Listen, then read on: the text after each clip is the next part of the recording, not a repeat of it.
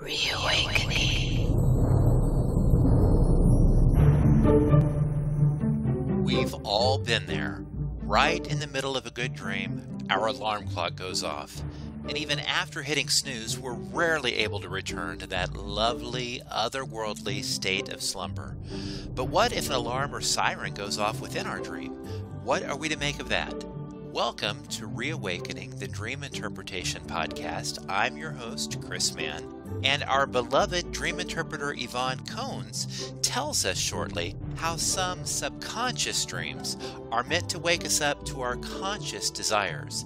In other words, our waking dreams that we all too often push the snooze button on for years, if not for decades. So sit back and listen as Yvonne shares one of her clients' dreams that illuminates why it's so important to listen to those little alarms, those little signifiers, those little bells and whistles that go off within our dreams to wake us to our daily lives.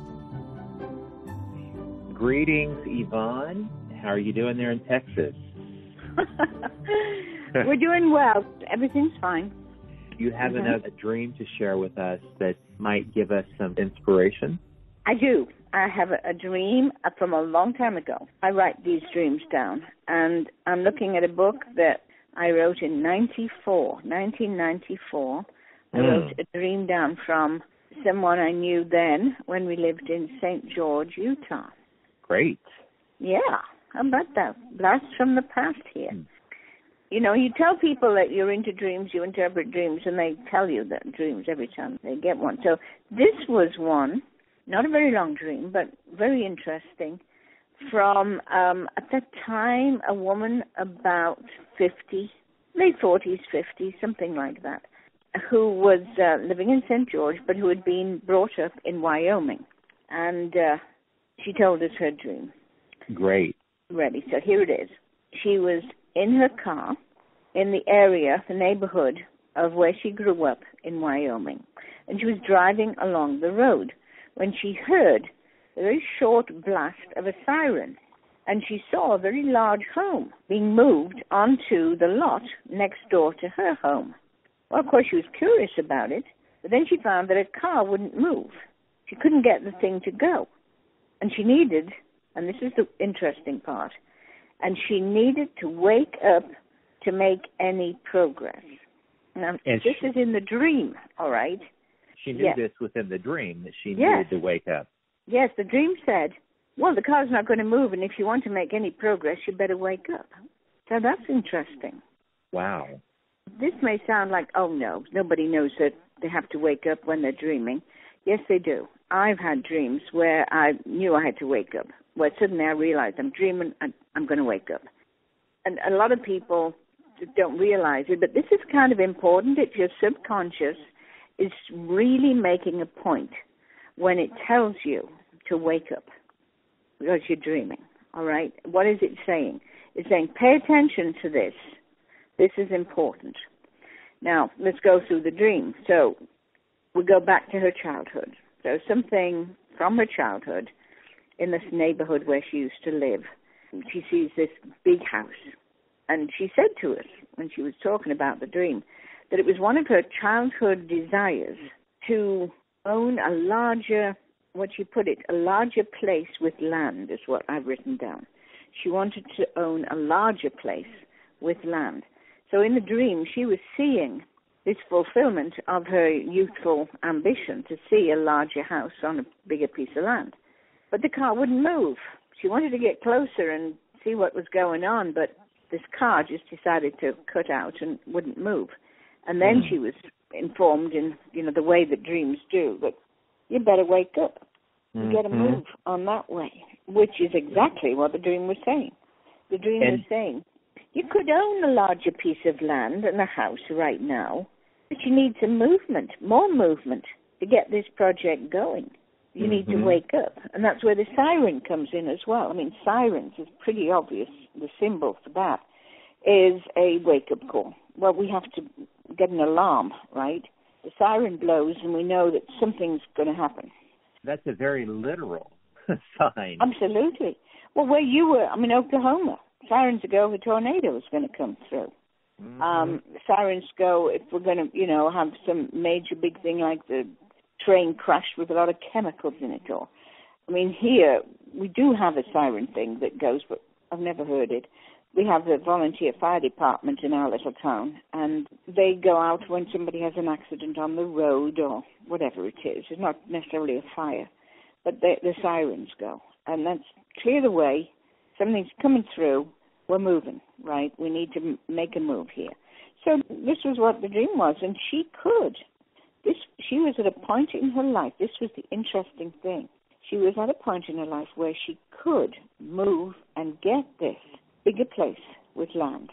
Now, St. George, at the time, in 94, it wasn't a large town. It was a very nice town. It was clean, well organized, very Mormon. They had a beautiful temple.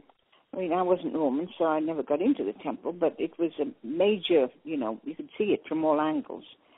Beautiful white building that sort of, gave the feel of the place.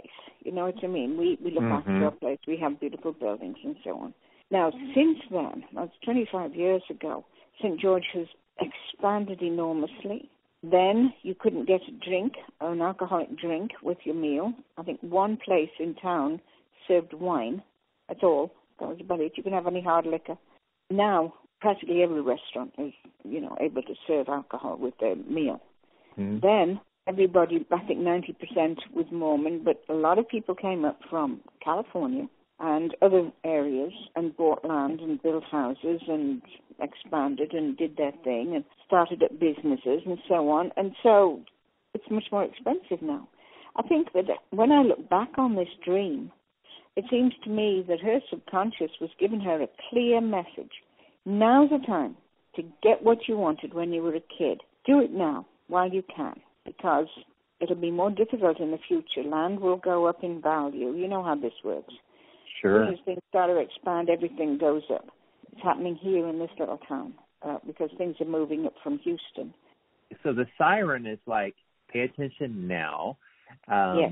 You need to jump on this. And the fact that this dream was set in Wyoming connected her when she woke up to, this was my childhood dream to have a larger. Yes. But she next applied door it to her house. Yeah. Yeah. Exactly. Like we're going to, she couldn't get to it to see, but it looked to me like, okay, here's what you wanted. It's moving in there. You can't have it, though. You've got to wake up and get on with it. Yeah, this is another example of, and I'm always saying this, a short and sweet dream, but with very clear images and symbols that you have to awaken from the dream to then awaken in your life to fulfill your dreams. That's right. A wake-up call. Saying, this is a wake-up call. You can't get any... it's really interesting how the subconscious works. The siren, strangely enough, just today, I didn't do this, I didn't think I had this book then, the Dream Book, Symbols for Self-Understanding, Betty Bethard's book, which I like to use. Very small book, but one of the best in the bunch. She doesn't have siren. She's got siren C alarm. So I look alarm, and it said caution or warning. You are veering off your path, approaching a questionable situation or relationship. Be aware and take responsibility for what needs to be changed. Well, we know that this was a desire, a long-held childhood ambition. And it says, if you want to get it, you better get it now, but you may not get it later. That's right. The only thing else that could have happened is a literal telephone sound in her dream. That was a wake-up call. Pay attention. Yes. Get moving. Well, I love this 25 years ago, but a really universal dream. We all have dreams like this, and it's something we can always apply to the next time we have a dream that has some elements like this. You put two and two together, listen to Yvonne, and you'll have a plan of action in your waking life. That's right. And dreams that show you in bed. Sometimes, I've had a dream of a death, somebody's death. I was in bed in the dream, asleep, and I wake up and I see the figure come through the wall and walk towards the door and pass through the door without opening it. And it was a friend of ours, and I thought, wow. And he was ill. We didn't think he was going to die. But it was like, I'm just letting you know that I'm going, Yeah. But I was in bed.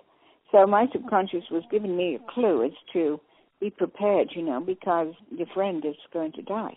And he went through a door without opening it, but he could go through it. I didn't. I couldn't go through that door. It was like, I have moved into another dimension. And he did die very shortly after that. Oh, it was quite a surprise. We're always thinking, he's going to pull through, or, it's going to take a while. You know how you do. But the being in bed was like your subconscious is saying, we're giving you messages here. Pay attention to them. For real. Well, you always take us to a different dimension of the dream world, and so we appreciate that again, Yvonne. And as always, I look forward to hearing what's next, whether it's one of your clients or one of yours. Yes, who knows? You never know. Who knows? We'll be in touch soon enough to find out, Yvonne. Thank you so much. Thank you very much, Chris. Bye-bye, dear. Reawakening with Chris Mann and Yvonne Cones is a Rising Action media production. Copyright 2019 by Chris Mann.